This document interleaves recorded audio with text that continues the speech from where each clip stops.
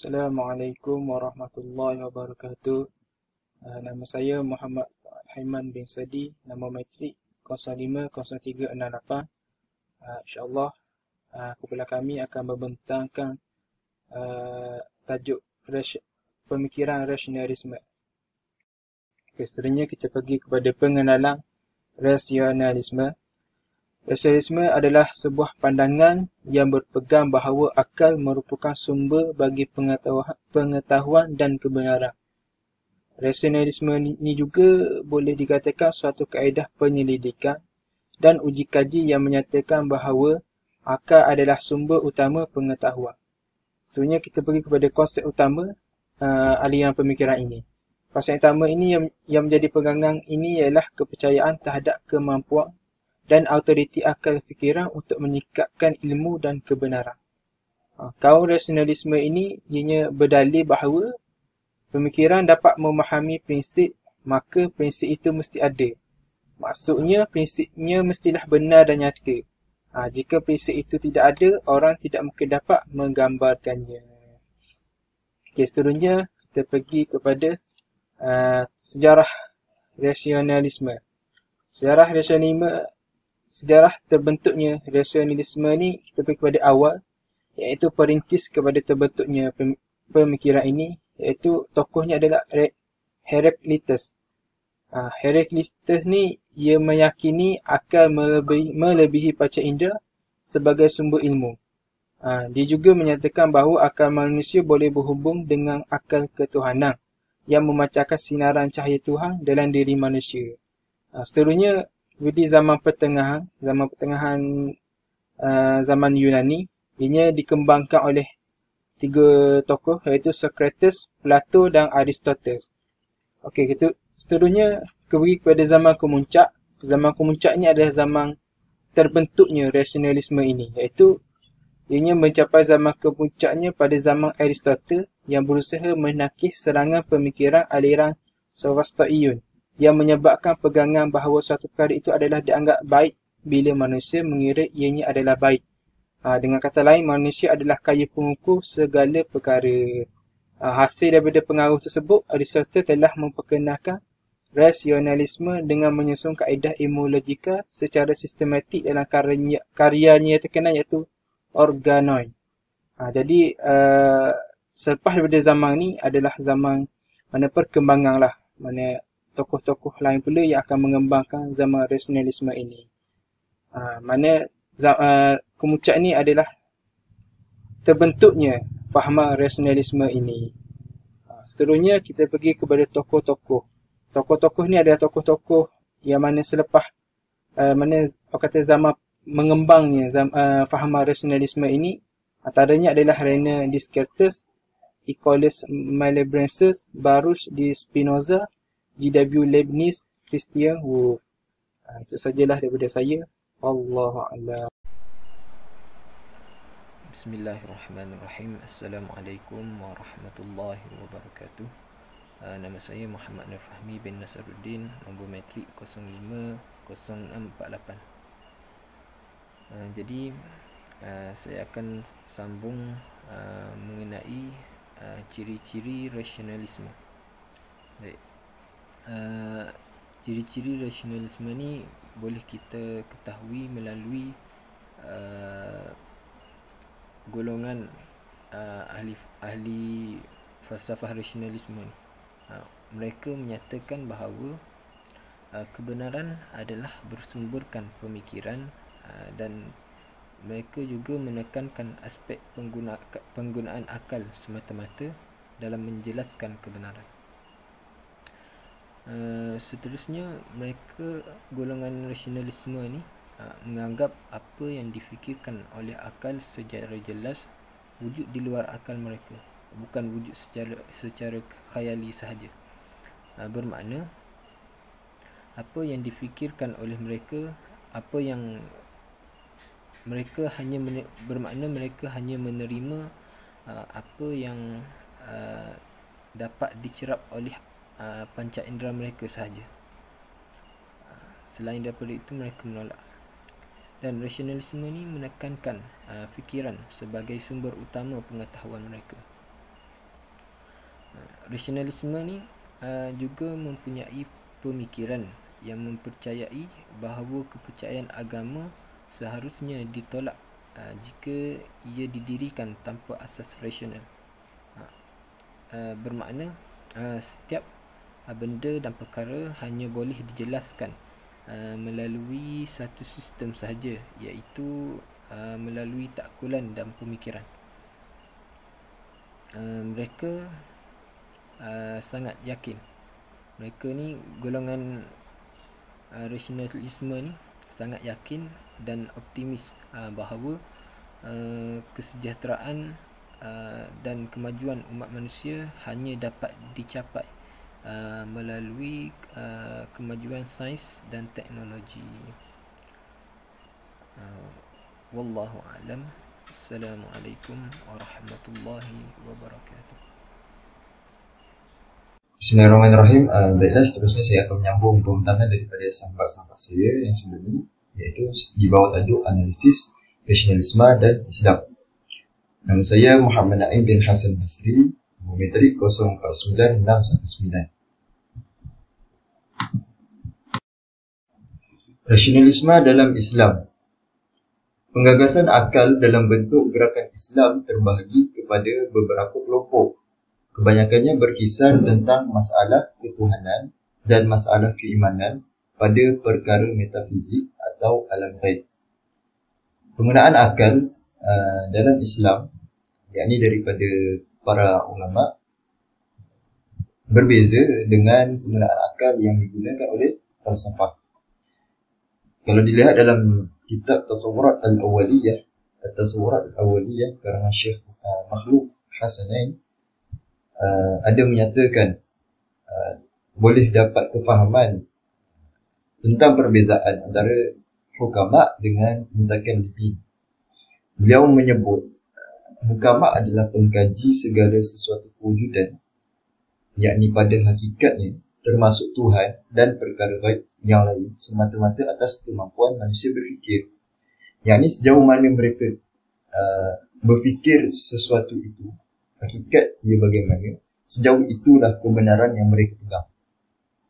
Kerana itu mereka masyhur sebagai golongan yang memutlakkan akal, yakni agama, nas daripada agama mereka tidak mencampurkan, tidak membuat mereka itu berasa terhalang daripada melakukan pemikiran yang walaupun dari sudut pandang Islam, pemikiran itu telah pun melangkaui batasan yang boleh menjatuhkan seseorang ke dalam lembah kekufuran kerana memikirkan sesuatu yang tidak layak sepatutnya. Manakala mutakallimin dalam Islam pula, sama ada daripada mana-mana firqah, kesemuanya menggunakan konsep akal namun dengan batasan daripada syarak, yakni apabila mereka ini berfikir tentang hakikat kewujudan alam, tidaklah mereka itu berfikir sehingga mengatakan alam ini qadim. Contoh, kronologi rasionalisme dalam Islam.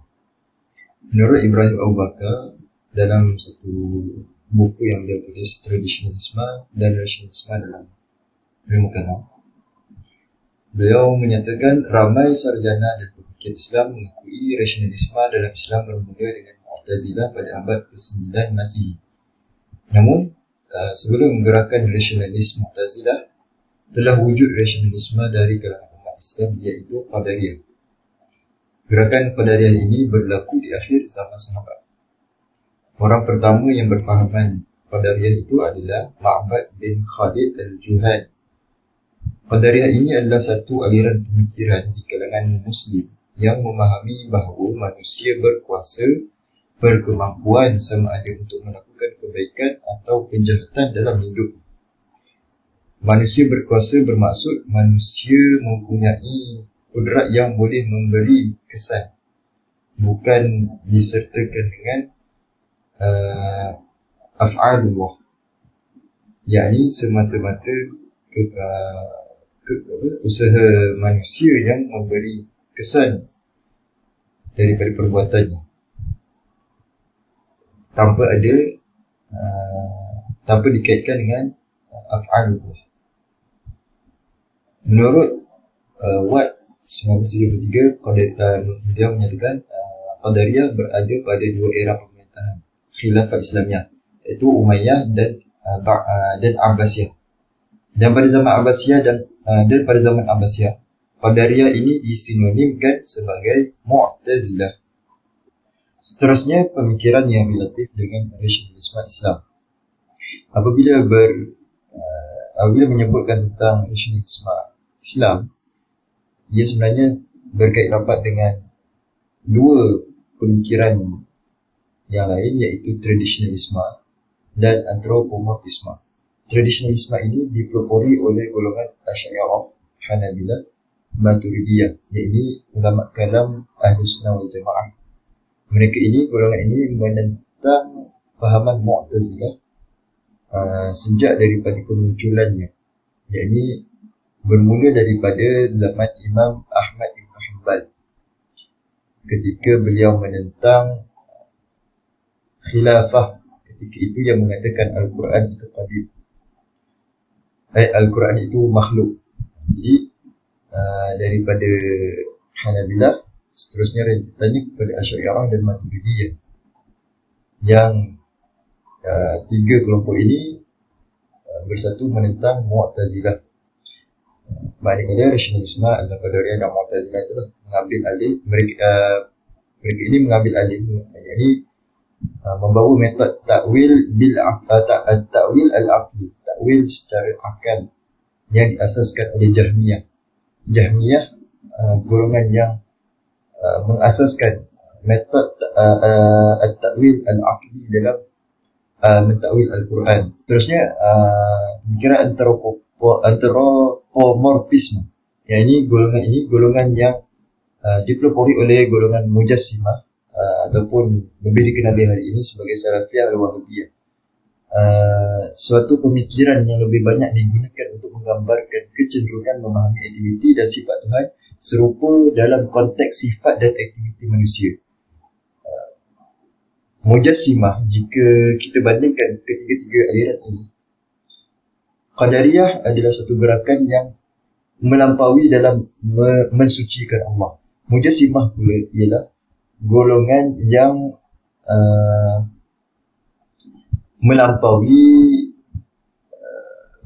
melampaui mensabitkan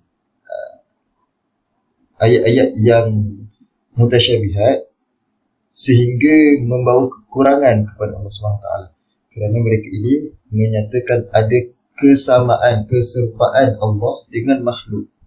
Jadi itu antara gerakan yang terkait rapat dalam satu yang berkait dengan komuniti rasionalisme dalam Islam. Baiklah, seterusnya prinsip utama Mu'tazilah. Prinsip ini dapat dikenal pasti, ada disebut dalam kitab Syarhul Usul Al-Khamsah karangan Abdul Jabbar bin Ahmad Al-Hamdani. Beliau adalah tokoh Mu'tazilah, salah seorang tokoh Mu'tazilah. Dalam kitab tersebut menyenaraikan 5 prinsip utama Mu'tazilah, iaitu At-Tauhid, ketauhidan Allah. Daripada prinsip ini lahirlah fahaman pegangan membawa kepada pegangan Al-Quran itu makhluk. Kerana menurut mereka, jika Al-Quran itu qadim dan zat Allah itu pun qadim, pada pegangan mereka berbilang yang qadim itu mustahil. Maka sebab itu mereka mengatakan Al-Quran itu juga qadim. Ini menurut pengujahan akal daripada Mu'tazilah. Adapun Ahlus Sunnah ada jawapan yang telah disediakan. Prinsip yang seterusnya ialah Al-Adlu, keadilan Allah, Al-Wa'du wal-Wa'id, janji dan ancaman Allah, Al-Manzilah bainal manzilatain, kedudukan antara dua kedudukan. Ini orang Islam yang melakukan dosa besar, adakah dia ini duduk dalam syurga ataupun dalam neraka? Menurut mereka, orang Islam ini duduk di pertengahan, tidak di dalam syurga dan tidak di dalam neraka. Ini penggunaan akal mereka mentafsirkan perkara sampai sebegitu. Seterusnya al-amru bil ma'ruf wan nahyu 'anil munkar. Amar ma'ruf dan nahi munkar. Daripada prinsip-prinsip ini lahirlah teori at-tahsin wa at-taqbih. Manusia menilai buruk dan baik dan buruk. Akal manusia menilai as-salah wal aslah, wujubus salah wal aslah. Allah itu wajib Allah buat perkara yang baik dan terlebih baik. Ini menurut mereka lah daripada golongan Mu'tazilah. Adapun semua itu telah dijawab oleh para mutakallimin daripada kalangan Asy'ariyah, Maturidiyah dan Hanabilah. Baiklah, seterusnya yang terakhir kita pergi kepada tokoh-tokoh rasionalisme atau tokoh-tokoh Mu'tazilah. Dalam tabaqat al-Mu'tazilah terdapat 10 atau 12 generasi Mu'tazilah dalam sejarah rasionalisme Mu'tazilah. Antara tokoh yang sering disebut adalah pada generasi keempat, iaitu Wasil bin Atha. Masyhur beliau ini anak murid pada Imam Hasan al-Basri. Yang kedua ialah Ghailan bin Muslim ad-Dimashqi, Amr bin Ubaid, Makhul bin Abdullah. Menurut Subhi, mereka inilah yang empat orang inilah yang terlibat dalam memulakan ilmu kalam dalam kalangan Mu'tazilah. Jadi mereka ini Mu'tazilah juga merupakan mutakallimin.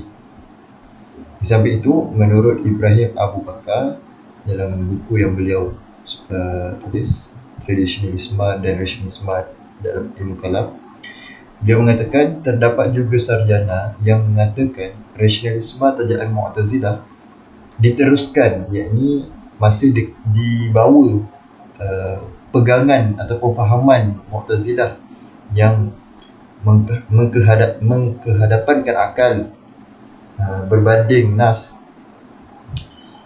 diteruskan oleh reformis dan modernis Muslim seperti Syekh Muhammad Abduh di Mesir, dan Said Ahmad Khan, Jamaluddin Al-Afghani dan lain. Kerana mereka ini ialah kelompok yang mengkritik gerakan tradisionalisme yang dipelopori oleh Asy'ariyah, Maturidiyah pada abad ke-11 hingga abad ke-20. Kerana mereka ini tidak setuju dengan pentaklidan kepada hujah-hujah ataupun interpretasi daripada ulama-ulama silam. Mereka menggalakkan ijtihad kepada umat Islam sekalipun dalam kalangan orang awam. Jadi mereka inilah dikatakan antara golongan-golongan yang membawa fahaman Mu'tazilah, meneruskan fahaman Mu'tazilah. Sekian, terima kasih. Assalamualaikum warahmatullahi ta'ala wabarakatuh. Sebelum itu saya ingin memperkenalkan diri saya terlebih dahulu. Nama saya Ahmad Zamir bin Sulaiman, Temu Metrik 050231 dari ISM Usuluddin Semester 7.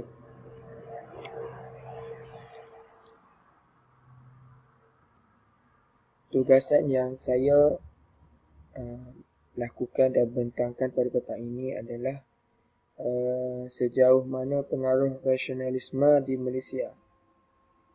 Pertamanya sekali, apabila bercakap tentang pengaruh rasionalisme di Malaysia, kita perlu mengetahui bahawanya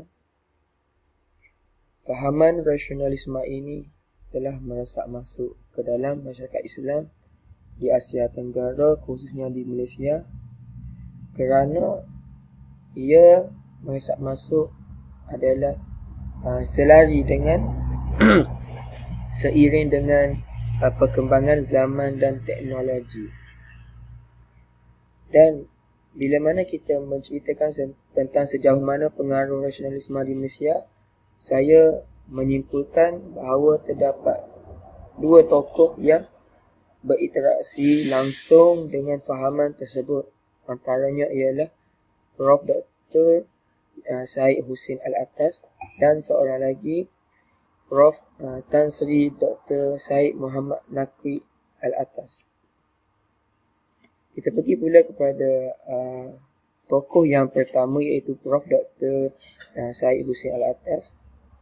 Beliau dalam bukunya yang bertajuk Kita dengan Islam Tumbuh Tidak Berbuah menceritakan ataupun beliau menitikan pemikiran beliau dan interaksi beliau terhadap fahaman tersebut dengan sepotong ayat yang berbunyi, soal menitik beratkan faktor ekonomi dan rasionalisme perlu sekali mengingatkan keadaan masyarakat kita yang sering diselamuti oleh awan gelap, awan kepercayaan kuno, awan mistik yang karut, awan nilai-nilai kotor, awan pemikiran cetek dan degil, awan berbalisme, awan yang hanya dapat dipecahkan oleh cahaya rasionalisme. Di sini saya dapat simpulkan bahawanya tokoh yang pertama ini adalah lebih bersifat menyokong fahaman rasionalisme bagi menghadapi permasalahan-permasalahan yang berlaku di dalam kalangan masyarakat, khususnya di Malaysia. Berbeza dengan tokoh Prof. Tan Sri Dr. Syed Muhammad Naqwi Alatas, beliau menyatakan agama Islam mempunyai cara hidup yang tersendiri, yang ini jauh berbeza dengan masyarakat, gaya masyarakat dan gaya hidup dan pemikiran barat. Masyarakat barat lebih mementingkan duniawi dan duniawi yang menatijahkan fahaman yang bersifat duniawi, iaitu fahaman humanisme, rasionalisme, liberalisme, sekularisme dan hedonisme. Fahaman yang asing dari agama Islam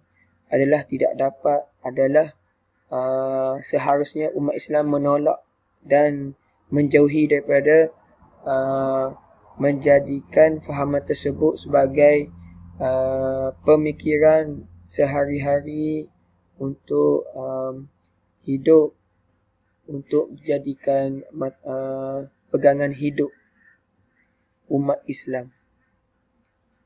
Daripada huraian yang disampaikan oleh Prof. Tan Sri, kita dapat melihat pada bahawa tokoh ini menentang fahaman rasionalisme kerana baginya fahaman rasionalisme adalah fahaman yang berasal dari barat dan bukan berasal daripada agama Islam. Seterusnya kita masuk pada konsep kebebasan intelektual dan akhir sekali kesan rasionalisme dalam pendidikan. Menurut almarhum Muhammad Iqbal, iaitu seorang pemikir falsafah Islam zaman moden yang berbahasa India, dalam bukunya The Glory of Iqbal, dia menyatakan kesan rasionalisme ini dapat dilihat kepada sistem, membawa kesan kepada sistem pendidikan. Rasionalisme ini menjadikan pendidikan moden mengabaikan pembangunan mental dan rohani dan menimbulkan krisis moral dalam pemikiran dan kehidupan golongan pendidikan, anak-anak sekolah di sekolah-sekolah maupun di pusat pengajian tinggi swasta dan awam. Yang kedua, kata beliau, timbul dalam kalangan belia dalam bidang pendidikan, mereka lebih tidak mengenal jati diri sendiri dan sikap tidak mempedulikan arah tuju ataupun masa hadapan dan nasib mereka sebenar. Yang ketiga, mereka lebih dipengaruhi oleh ideologi asing daripada fahaman yang dibawa ataupun pemikiran yang dibawa oleh agama mereka sendiri. Yang keempat, sifat kemedaan melebihi mereka, melebihi dalam diri mereka dan sifat berlebihan dalam bergantung pada pekerjaan sebagai matlamat pendidikan menyebabkan keruntuhan moral dan kerohanian mereka. Jika ini sahaja kesan yang dapat saya simpulkan dalam PowerPoint ini.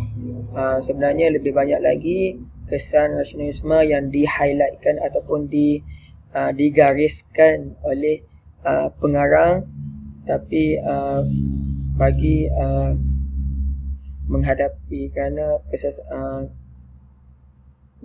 masa yang mengekang, kita hanya memuatkan hanya 4 ciri sahaja. Jadi sekian sahaja daripada saya dalam isu sejauh mana pengaruh rasionalisme pada masyarakat di Malaysia khususnya. Sekian saja daripada saya. Assalamualaikum warahmatullahi taala wabarakatuh. Assalamualaikum warahmatullahi wabarakatuh.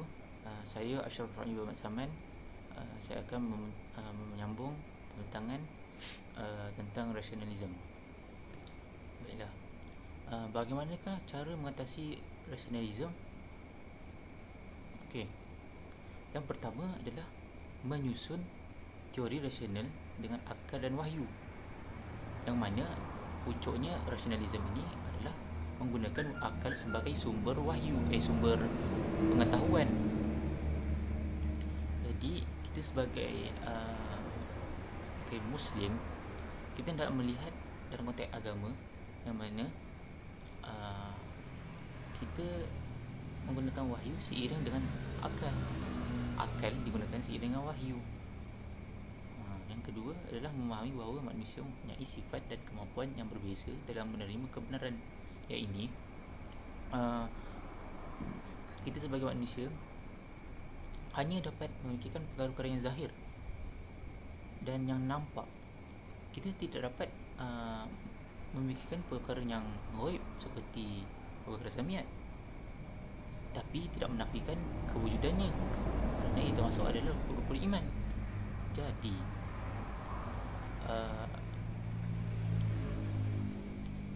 dengan memahami perkara tersebut, kita dapat mengembangkan pemikiran kita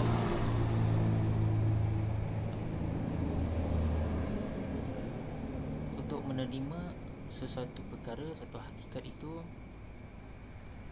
melalui sumber hukum Al-Quran dan juga Al-Hadis, yang perkara yang berkaitan dengan bersifat metafisik. Yang ketiga, tidak mengutamakan akal daripada wahyu.